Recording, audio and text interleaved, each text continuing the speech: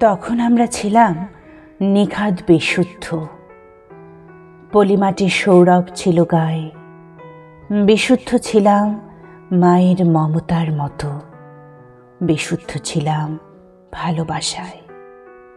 সে এক আগুন মাখা সময় ছিল, অবিশ্বাস্য সুন্দরতম এক সময়। এ পৃথিবী খুব কমই দেখেছিল এমন আগুন খচিত বিস্ময়। রূপালী আগুনে ছিল টলটলে চোখে, আগুন ছিল প্রেমে, আগুন ছিল প্রতিরোধে, আর আগুন ছিল কবিতায়। একটি পতাকার জন্য, একটি স্বপ্নের জন্য একদিন কী না করেছি এ মাটির গন্ধ গায়ে মেখে। ভালোবাসার লাল রক্তিম আগুনে ভিজে হয়েছিলাম আকাশের মতো সুবিস্তীর্ণ। রূপালী বৃষ্টি জলের মতো অপার বিশুদ্ধ হয়েছিলাম সূর্যের মতো প্রতপ্ত।